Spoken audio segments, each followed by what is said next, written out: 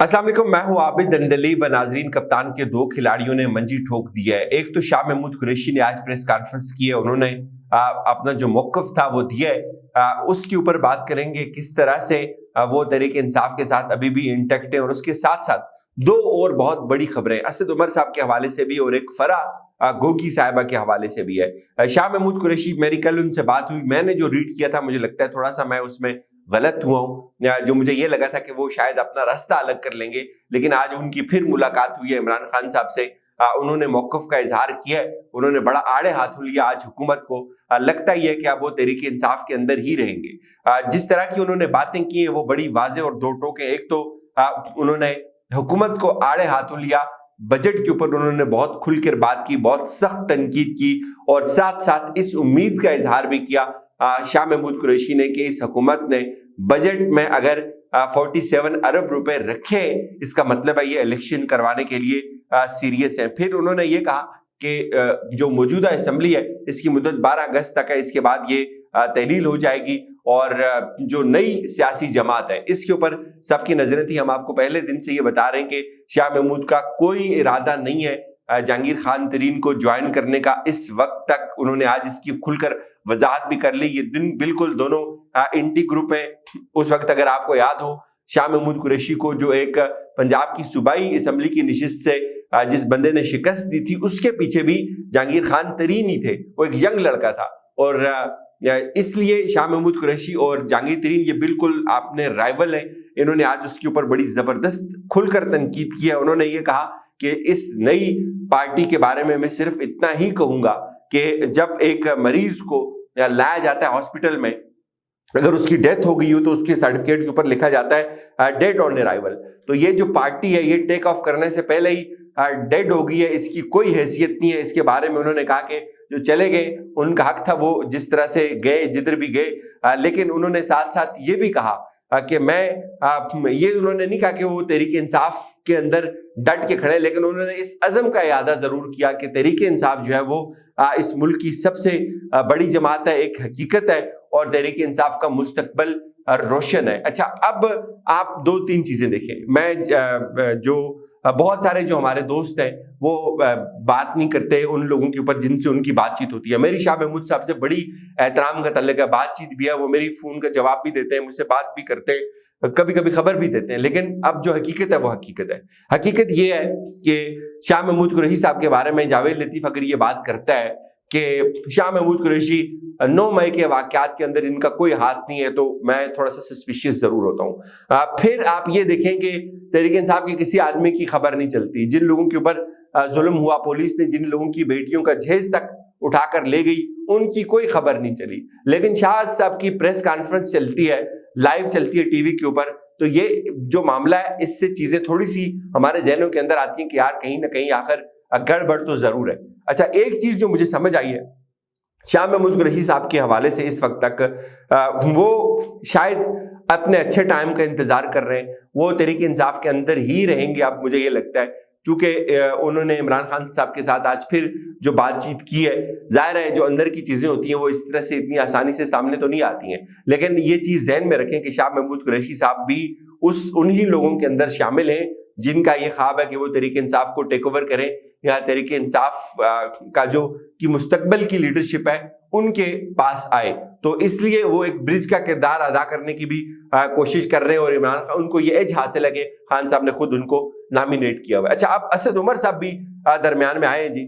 असद उमर साहब ने भी ये कहा है कि मुज़ाकरात में ये कहते थे बजट पेश करना बहुत जरूरी है और इससे पहले असम्बली तहलील नहीं कर सकते।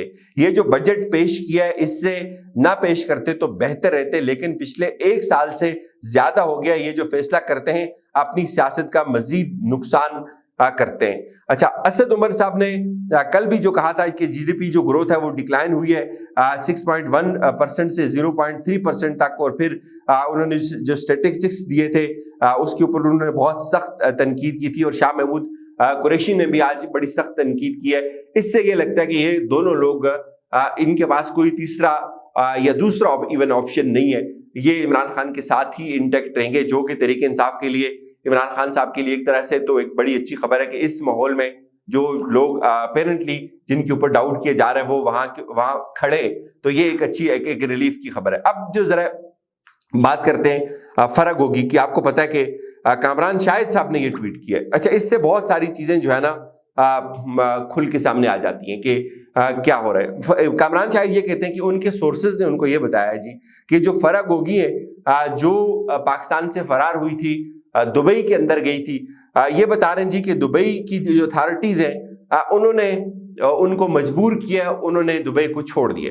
اچھا، دبئی سے وہ چلی گئی ہیں اٹلی میں۔ اب وہ یہ بتا رہے ہیں کہ اٹلی کے اندر جو ہے وہ فرح گوگی صاحبہ جو ہے وہ اب کوئی اسائلم اپلائی کر رہی ہیں، اور فرح جو ہے وہ اس وقت بہت ساری جو کرپشن کے کیسز ہیں اس کے اندر اس وقت ان کے اوپر جو ہے وہ پروب چل رہا ہے، اس کے اندر تو کوئی شک نہیں۔ اچھا، اس میں آپ یہ سوچ رہے ہوں گے کہ یار یہ کیا مطلب خبر کیا ہے اس میں؟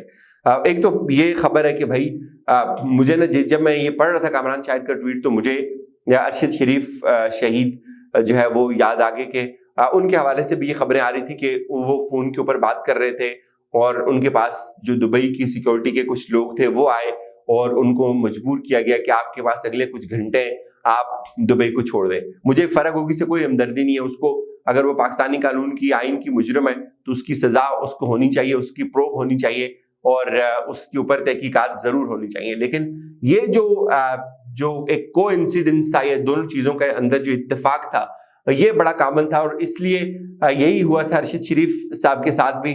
آج تک حکومت نہیں پتہ کروا سکی، آج تک سپریم کورٹ یہ پوچھ رہا ہے۔ ابھی پھر ان کا 2-3 روز بعد کیس ہے، سپریم کورٹ نے اس کو سماعت کے لیے مقرر کیا ہوا ہے، اور اس کے اندر کچھ بڑی ڈیولپمنٹس بھی ہوئی۔ ان کی والدہ صاحبہ نے بھی یہ کہا کہ اب ان لوگوں کو بھی شامل تفتیش کریں، اور اس کو بھی لوگوں نے بڑا ہائپ بنا کر پیش کیا جی کہ دیکھیں جی ارشد شریف صاحب کی جو والدہ ہیں انہوں نے یہ کہہ دیا کہ مراد سعید اور عمران خان کو بھی شامل تفتیش کریں کہ وہ ان کے اوپر کہیں ڈاؤٹ تو نہیں کر رہی ہیں۔ تو میں ایک چیز کا آئی وٹنس ہوں کہ جب ارشد بھائی کی جو ڈیڈ باڈی تھی اس کو لایا تھا ایئرپورٹ کے اوپر، تو ارشد بھائی کی والدہ نے کہا تھا کہ مراد سعید کو کہ تم میرے بیٹے ہو، اس کو لے کر بھی یہاں سے تم گئے تھے، تم ہی اس کی ڈیڈ باڈی کو ریسیو کرو گے۔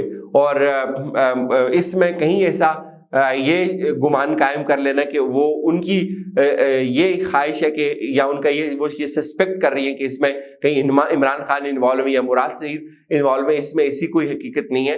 وہ یہ چاہتی ہیں کہ جو یہ معاملہ ہے، یہ تحقیقات ہیں، یہ جلد سے جلد اپنے نتائج کے اوپر کی طرف جائیں، اور اگر ان لوگوں کے پاس کوئی انفارمیشن ہے، جیسے وارڈر صاحب کے پاس بھی انفارمیشن تھی، وہ تو وہاں جا ہی نہیں رہے، وہ پیش ہی نہیں رہے۔ اور جو کمیٹی نے لاسٹ جو سماعت ہوئی تھی جب عمران خان کو گرفتار کیا گیا تھا، اس دن بھی یہ کہا گیا سپریم کورٹ کے اندر کہ ابھی تک، جب جسٹس مظاہر علی اکبر نقوی صاحب نے اٹارنی جنرل سے پوچھا کہ آپ بتائیں کہ ابھی تک پروگریس کیا ہے، آپ نے کیا تحقیقات کی ہیں ابھی تک، آپ کوئی ایک چیز بتائیں ہمیں، تو وہ بتا رہے تھے کہ 6 ماہ میں 0، کوئی ایک چیز بھی نہیں ہے، کوئی ایک چیز ایسی نہیں تھی جو سپریم کورٹ کے سامنے وہ پیش کر سکتے، بتا سکتے کہ سر ہاں ہم نے ان 6 ماہ کے اندر یہ تحقیقات کی ہیں۔ تو ابھی وہ مجھے جو ریزمبلنس تھی وہ نظر آ رہی تھی کہ ارشد بھائی کو بھی کہا گیا تھا کہ آپ نکلیں یہاں سے، اور same happened with this lady Farah Gogi, اور ظاہر ہے پھر حکومت کہتی ہے جی کہ ہمیں تو پتہ ہی نہیں ہے۔ اجازت دیجیے، اپنا خیال رکھیے گا، خدا حافظ۔